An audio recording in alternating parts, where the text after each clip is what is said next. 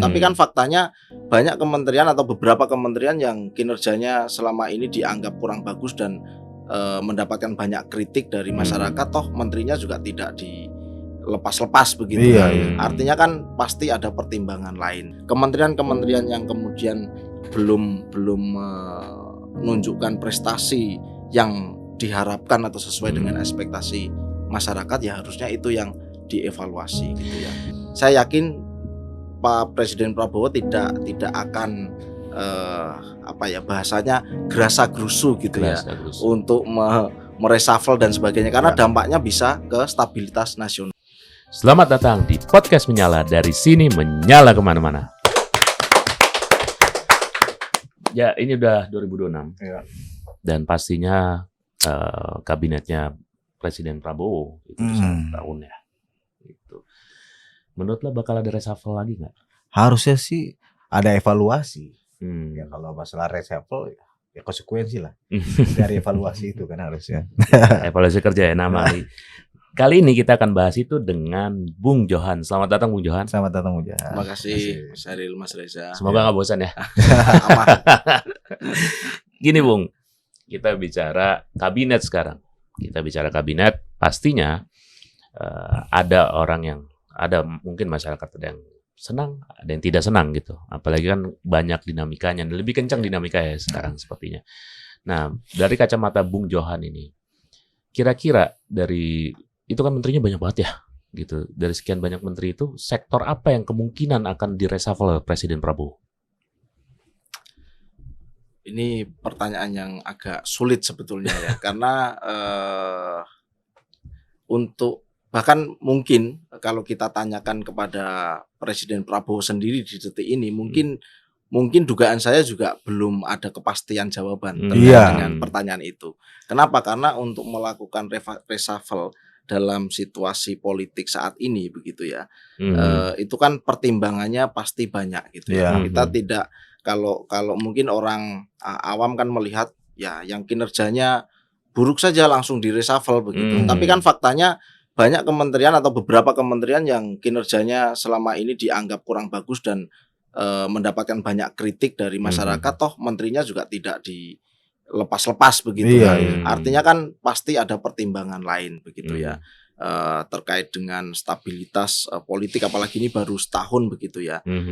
Kalau saya sih melihatnya ya, mungkin banyak pertimbangan bagi Presiden Prabowo untuk menindaklanjuti atau kemarin kan sempat muncul isu ya, memang di awal tahun bakal ada reshuffle. Tapi beberapa hari yang lalu kan juga dibantah lagi oleh pemerintah ya, bahwa reshuffle ini belum ada wacana sama sekali begitu. Karena menurut saya itu tadi ada pertimbangan-pertimbangan, terutama adalah pertimbangan politik begitu ya. Apalagi ini situasinya, koalisinya cukup gemuk gitu. Artinya untuk memanage itu lebih banyak tantangannya begitu ya. Apalagi kan digoda dengan koalisi permanen dan sebagainya. Ini kan semakin, saya yakin sulit bagi Presiden Prabowo sendiri untuk menentukan itu. Tapi gini Pak, kalau Pak Johan itu menilai ya, secara umum lah, sebenarnya kinerja menteri-menteri Pak Prabowo ini ya dikasih nilai itu berapa lah? Kan ini kan gemuk banget nih. Kira-kira sudah cukup signifikan belum sih kerjanya? Apa udah cukup efektif, atau sebenarnya kita juga ya banyak yang kita tuh kritik lah? Iya. Kalau kita kan melihatnya dari ini saja ya, dari indikator-indikator yang kemudian muncul di masyarakat kita gitu ya. Misalnya kita beberapa bulan ini terfokuskan pada bencana alam. Misalnya. Bencana alam ini kan berarti ya kementerian-kementerian yang berkaitan dengan itu kan kemudian juga mendapatkan kritik gitu ya. Kehutanan misalnya, yang lingkungan hidup, kemudian tambang itu kan ada kaitannya juga dengan kerusakan lingkungan. Sumber daya alam, kemudian kementerian yang kemudian menyebabkan kerusakan lingkungan, kemudian ekonomi gitu ya. Kita tahu di dalam tampilan-tampilan yang dimunculkan oleh pemerintah itu kan perekonomian kita tumbuh sekian Iya, persen, iya. sekian persen. Tetapi kan itu tidak berbanding lurus dengan peningkatan kesejahteraan di masyarakat, gitu benar, kan. Ini kan masyarakat yang merasakan begitu ya.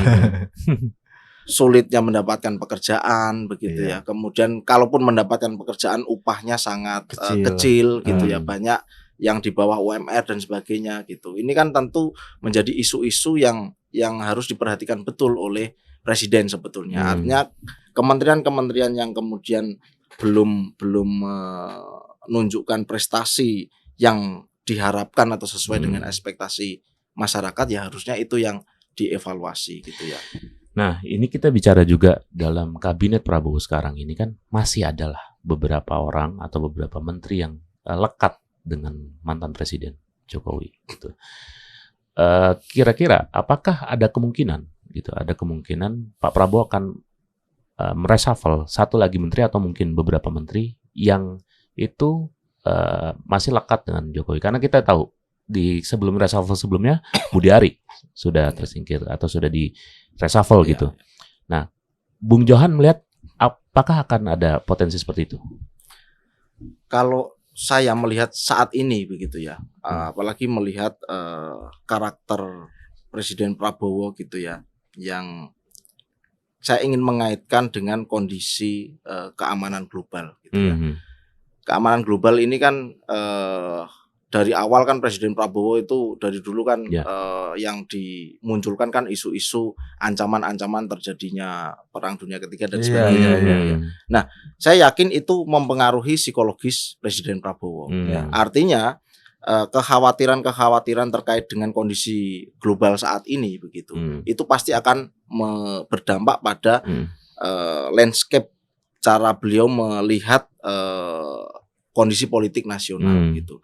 Artinya saya yakin Pak Presiden Prabowo tidak akan bahasanya gerasa-gerusu gitu untuk mereshuffle dan sebagainya, karena dampaknya bisa ke stabilitas nasional, dan stabilitas nasional ini kan pasti akan dijaga betul. Kenapa ya? Karena di luar ini sedang bergejolak gitu. Kalau stabilitas nasional ini kemudian terganggu, politik antar elitnya tidak ini ya pasti akan merasa terancam gitu. Itu yang saya baca dari karakternya Presiden Prabowo begitu. Karena kita bisa lihat salah satunya itu kan yang lekat namanya dengan Pak Jokowi itu, dan kemarin disorot itu adalah Menteri Kehutanan Raja Juli Antoni. Ada nggak kemungkinan dia akan reshuffle dalam waktu ya mungkin beberapa bulan atau di tahun ini? Itu kalau kemungkinan, segala kemungkinan pasti ada ya gitu. Karena di DPR sendiri kan kemarin juga ketika ini kita bisa melihat Menteri Kehutanan ini dicecar begitu ya, diserang di DPR begitu ya. Ya tidak menutup kemungkinan bahwa ini nanti, apalagi tadi ketika kita kaitkan dengan peristiwa-peristiwa bencana gitu ya, yang kemudian itu dikait-kaitkan dengan kondisi kerusakan hutan dan sebagainya gitu, sehingga masyarakat mungkin ya melihat ini ada kegagalan nih dalam memanage hutan, dan dalam hal ini kan yang dipaksa untuk bertanggung jawab kan pasti Kementerian Kehutanan begitu ya. Tapi gini Pak, kan ada beberapa survei nih, ada nama-nama yang muncul ya, dari beberapa survei itu yang menempati utama tuh rata-rata ya AHY, Nasaruddin Umar, dan beberapa tokoh lainnya ya. Purbaya. Nah, apakah memang itu Bapak tuh melihatnya, apakah memang itu real atas apa yang mereka kerjakan karena dia dapat survei itu dari masyarakat, ataukah itu produk komunikasi publik aja kayak semacam branding? Menurut Bapak seperti apa? Ya, survei itu kan macam-macam ya. Ada survei yang benar, ada survei yang by order kan, kira-kira begitu ya. Tapi setidaknya begini, survei itu kan perlu kita lihat apa indikator yang dilihat ketika melakukan survei, kan? Sehingga hasilnya misalnya kok bisa positif dan sebagainya gitu ya. Tetapi yang menarik misalnya dalam konteks siapa misalnya AHY, Purbaya misalnya gitu kan, tren popularitasnya sangat naik ya, sebagai menteri, ya bisa kita katakan menteri pendatang baru begitu ya, Iya. baru muncul tapi langsung disukai oleh Publik. masyarakat atau oleh publik gitu ya. Meskipun kalau kita lihat tadi kondisi ekonomi kita kan sebetulnya tidak Tidak naik ya. tidak naik gitu. Meskipun angka-angka yang disajikan ini pertumbuhan ekonomi, tapi pertumbuhan ekonomi ini kan hanya elit-elit dan ya oligarki saja yang menikmati kan Ya. gitu. Sementara masyarakat atau kondisi real sosial kita itu ya itu tadi cari pekerjaan masih susah, gaji masih kecil, untuk membiayai sekolah itu kadang-kadang orang tua harus banting tulang dan sebagainya begitu. Ini kan menunjukkan bahwa ada yang perlu dipertanyakan gitu terkait dengan popularitas yang apakah berbanding lurus dengan prestasi gitu. Yang ditunjukkan dengan realitas kira-kira begitu. Nah, ini juga balik lagi, saat ini kan masih jadi satu perbincangan publik bahwasanya bayang-bayang Jokowi itu masih belum lepas dari kabinet Prabowo. Gitu. Dan pastinya ada nama-nama yang tadi sudah saya singgung juga ya sebenarnya, nama-nama yang kira-kira itu sebenarnya Masih tidak ditunjuk langsung oleh Prabowo tapi menjadi menteri gitu kan, ya kan? Siapa tuh? Bahlil. Ya, salah satunya Iya, gitu.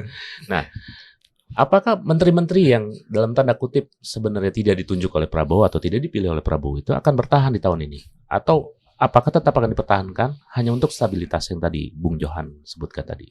Ya, karena melihat relasi Pak Prabowo dengan Pak Jokowi ini kan sebetulnya tidak sesederhana kita, oh ini presiden kan harusnya bisa ya melepaskan diri begitu saja. Iya. Tapi kan di sini bahkan dugaan-dugaan kita bahwa Pak Jokowi ini punya pengaruh yang begitu kuat, ya mungkin iya ada pengaruhnya. Tetapi kan sebetulnya siapa sih yang paling berkepentingan di sini gitu dengan tetap terjalinnya relasi kedua tokoh ini gitu ya. Yang pertama tentu Pak Prabowo itu sendiri gitu kan. Karena berbicara soal dukungan elektabilitas dan stabilitas politik tadi. Yang kedua adalah sebetulnya ya orang-orang yang memang tadi yang kita duga bahwa itu adalah orang-orangnya yang dipasang oleh Pak Jokowi misalnya. Tapi bisa jadi ini itu bukan kepentingan Pak Jokowi misalnya. Atau ya memang ada kepentingannya, tetapi kan orang-orang yang dipasang ini juga punya kepentingan gitu. Sehingga sengaja membuat Pak Jokowi ini sebagai simbol gitu. Simbol itu atau kita bisa mengatakan pengkultusan itu direproduksi terus-menerus untuk mengamankan posisi mereka gitu. Karena begitu hubungan Pak Jokowi dan Pak Prabowo retak gitu kan. Kan ada yang dirugikan. Siapa ya? Mereka yang mendapatkan kue-kue ini tadi kan begitu. Iya sebenarnya.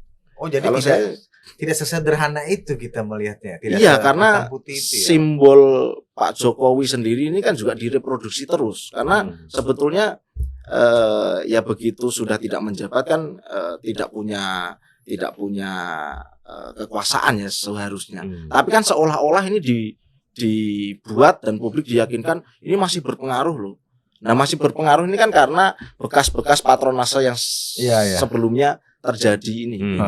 Dan mereka berkepentingan untuk tetap melanggengkan itu begitu supaya ya posisi mereka aman gitu. Dengan tetap bersatunya dua orang ini mereka diuntungkan juga begitu. Nah, ini juga masalah Jokowi ini juga menjadi perhatian publik sekali kan. Iya. Dan salah satu yang narasi yang didengungkan itu adalah kekhawatiran gitu, kekhawatiran Jokowi akan posisi AHY dalam kabinet. Karena kan ada desas-desus gitu kan, ada desas-desus gitu. AHY ini akan bisa menyingkirkan Gibran di 2029 dan apakah memang AHY itu semengerikan itu bagi kondisi itu, dan apakah nanti AHY itu akan dipaksa untuk Jokowi akan memaksa Prabowo untuk mengganti AHY? Ya saya kira kekhawatiran itu wajar ya. Karena kan posisi posisi ya anaknya begitu ya, yang sekarang menjadi wakil presiden begitu. Itu kan meskipun ya secara elektabilitas mungkin ketika itu memang dibuktikan menang ya, pasangan ini menang. Tapi setelah itu kan yang terjadi narasi-narasi di publik kan semuanya mengarah pada sentimen pernyataan-pernyataan negatif nih terhadap terhadap wakil presiden Gibran gitu ya. Di sisi yang lain gitu, kalau Gibran ini memposisikan sebagai wakil anak muda gitu, ada tetangga sebelah yang juga anak muda kan begitu. Ya, itu tadi yang disebutkan misalnya AHY. Ditambah lagi AHY punya kendaraan sendiri. Punya modal politik ketum. lagi Dia punya modal politik dan bapaknya juga sama posisinya. Artinya kan kalau kita melihat modal politik gitu ya, sama-sama anak mantan presiden gitu. Tapi AHY punya partai politik, Gibran belum punya partai politik gitu ya. Sejauh ini belum. Ya. Nah, ini juga menarik kan, bukan tidak mungkin nanti ke depan akan disiapkan untuk kendaraannya kira-kira begitu ya. Nah, memang kalau dilihat secara logis ya memang wajar kalau kemudian AHY ini dianggap sebagai ancaman oleh Jokowi karena potensi modal politiknya ini besar gitu. Meskipun yang lain juga sama ya. Seperti tadi kita bicara survei popularitas, Purbaya juga sangat populer begitu. Dan bisa dianggap sebagai kuda hitam juga Purbaya. Iya, ya meskipun dia belum punya kendaraan politik. Tapi kan bukan tidak mungkin kalau Pak Prabowo ini berhasil merealisasikan iming-iming koalisi permanen misalnya. Artinya kan di situ dia di masa yang akan datang bebas untuk memilih kalau memang koalisi yang permanen. Apalagi nanti sudah tidak ada lagi presidensial threshold. Artinya pasti akan dibaca peluang-peluang dari survei dan sebagainya. Ini nanti keputusannya ya akan melihat situasi faktual ketika mendekati penentuan pilpres nanti. Nah, saya masih penasaran sebenarnya sama sikap PDI ini. Artinya kan gini, kita tahulah hubungan PDI dan Jokowi ini kan tidak akur lah. Dan kita lihat juga posisi Prabowo ini kadang-kadang ini cenderung sifatnya apa ya? Ke Jokowi iya, ke PDI iya gitu. Jadi sedang tarik ulur. Nah, kalau memang situasi kabinet Prabowo terus seperti ini, katakanlah tetap ada orangnya Pak Jokowi atau orang yang membawa simbol Pak Jokowi, Bapak tuh melihat ada kemungkinan nggak nasib kabinet ke depan ini, katakanlah tuh PDI bisa saja tuh kawin tuh dengan kabinet merah putih ini? Dinamikanya seperti apa ya? Mungkin kalau kita memprediksi gitu ya, kemungkinan tentu selalu terbuka gitu ya. Tetapi bagi saya atau menurut pandangan saya tidak rasional kalau kemudian PDIP bergabung ke kabinetnya Pak Prabowo gitu. Karena justru di dalam situasi saat ini langkah yang paling rasional ya memang harus di luar, meskipun dengan pernyataan penyeimbang atau bukan oposisi lah dan sebagainya, tetapi sekali nanti PDIP masuk ke dalam kabinet maka tidak ada satu partai pun yang kemudian dianggap mewakili representasi masyarakat yang mungkin barangkali tidak suka dengan kebijakan Prabowo misalnya, karena kan ya kita tahu masyarakat ini kan pasti ya ada yang pro ada yang kontra terhadap kebijakan pemerintah begitu ya. Nah, justru peluang PDIP di sini adalah untuk tetap mempertahankan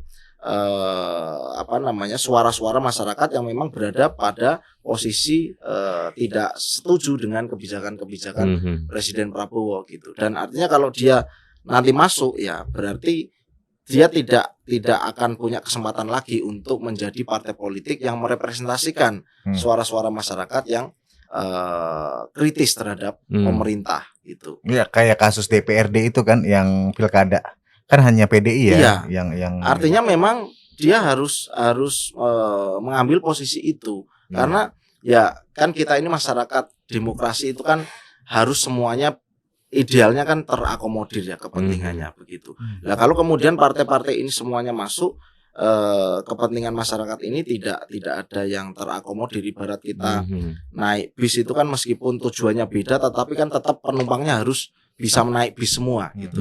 Meskipun pada akhirnya nanti keputusan itu ada di proses politik kan begitu.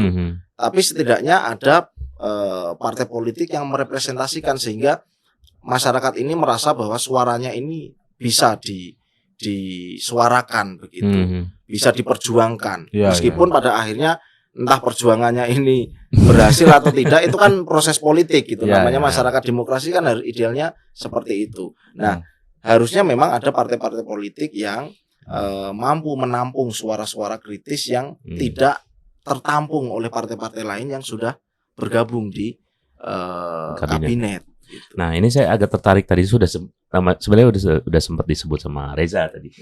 Saya tertarik dengan Bahlil. Posisinya Bahlil ini kan sebenarnya agak-agak menarik gitu. Di satu sisi dianggap tidak bekerja, tapi di sisi lain kok nggak ganti-ganti gitu kan, tidak terasa oke. Ada logika bahwa dia ketum Partai Golkar dan dia pintar untuk genit-genit secara politik, apalagi ketika dia mendorong lagi isu soal pilkada dari DPRD gitu kan. Pencetusnya dia. Pencetus. Nah, apakah memang Bahlil ini di tahun ini akan aman? Dalam artian dia tidak akan terganggu posisinya sebagai Menteri ESDM. Menurut Bung Johan gimana? Kalau tidak ada situasi-situasi dinamika yang signifikan, saya kira kondisi saat ini gitu ya, ini mungkin akan bertahan dalam beberapa waktu yang mungkin ya bisa dikatakan cukup lama ya, meskipun nanti mungkin beberapa menteri akan bisa tergeser gitu ya. Tapi untuk posisi Bahlil sendiri ya tadi kata kuncinya kan sebetulnya karena dia ketum dan Golkar ini 7 besar gitu ya, perolehan suara gitu. Saya masih meyakini bahwa itu pertimbangan yang akan dilihat oleh Presiden Prabowo kecuali di dalam Golkarnya terjadi gejolak. Misalnya dinamikanya. Jadi ada tuh pepatah yang mengatakan kalau mau ganti Bahlil, Golkarnya dulu nih, ketuanya ganti. Begitu gak Pak? Kecuali di Golkar terjadi dinamika yang signifikan yang kemudian ya membuat terjadinya ya misalnya pergantian ketum dan sebagainya, dan itu kan pernah terjadi. Iya. Golkar beberapa partai kan pernah dan konflik internal partai ini kan juga akan mempengaruhi situasi komposisi kabinet dan sebagainya, karena nanti kan pada ujungnya kan ya siapa yang kemudian punya legitimasi di partai politik. Kalau kita berbicara bahwa kepentingan Presiden Prabowo mengakomodir Pak Bahlil itu adalah dalam konteks dia ketum partai tadi. Oke, berarti masih ada kemungkinan kuat dia ya. Kalau tidak ada dinamika yang terjadi, saya kira ini akan berjalan ya cukup lama ya.